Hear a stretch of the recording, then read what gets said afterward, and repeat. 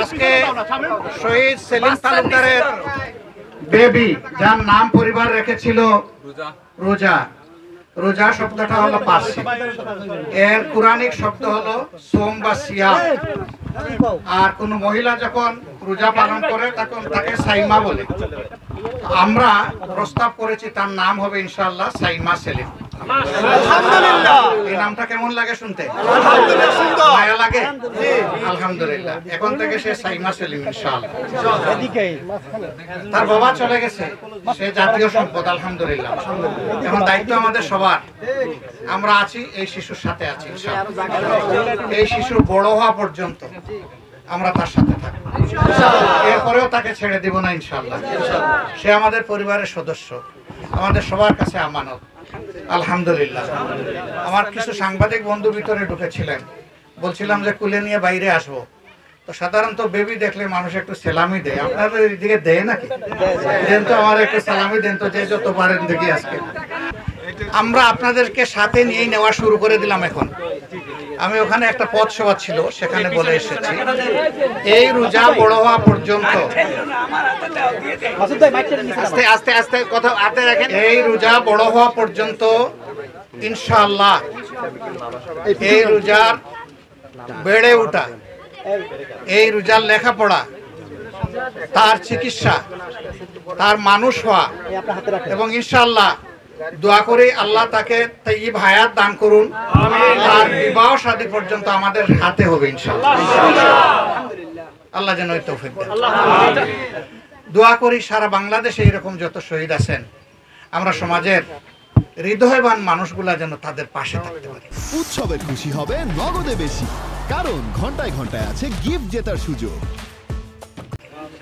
এটা আমাদের জাতীয় দায়িত্ব, এই দায়িত্ব যেন আল্লাহ আমাদেরকে পালন করার তৌফিক দান করুন। এর পাশাপাশি তার পিতাকে আল্লাহ মর্যাদামান শহীদ হিসাবে কবুল করুন, সেই দোয়া। এরকম আরো যত আমাদের ভাই বন্ধু ছেলে লড়াই করতে গিয়ে বিদায় নিয়েছে, আল্লাহ সবাইকে শহীদ হিসেবে কবুল করুন, আহতদেরকে সুস্থতা দিন, এবং এই মুসলিম পরিবারগুলোকে আল্লাহ সবর করার তৌফিক দান করুন। তাদের উসিলায় এই জমিনকে আল্লাহ উর্বর করে দিন, চির মুক্তির আল্লাহ ব্যবস্থা করে দিন।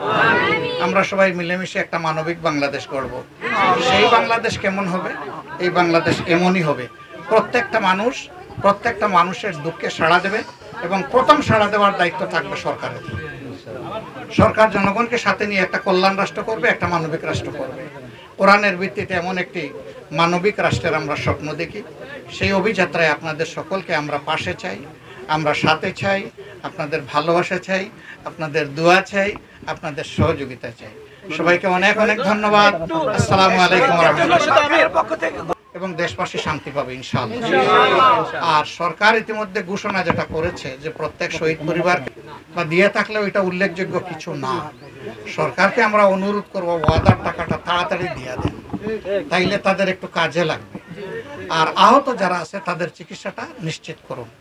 আপনারা জানেন আমরা প্রত্যেকটা শহীদ পরিবারে পৌঁছেছি, এবং সংগঠনের পক্ষ থেকে তৌফিক অনুযায়ী আমরা তাদের পাশে আছি, ছিলাম, আছি, থাকবো ইনশাআল্লাহ।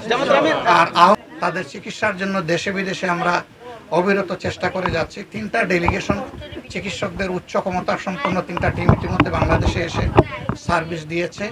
আমরা পর্দার আড়ালে থেকে নাম কুড়ানোর জন্য নয়, বাস্তবে মানুষের উপকারের জন্য এই কাজগুলো আমরা করছি, এবং এটা করে যাবো ইনশাআল্লাহ। সম্মানিত, আমি আপনার কাছে একটু জানতে চাচ্ছি, আপনি আজকে বোরপুর পরিবার কি দেখে আসলেন? এটি দুঃখজনক, এটি হওয়া উচিত নয়।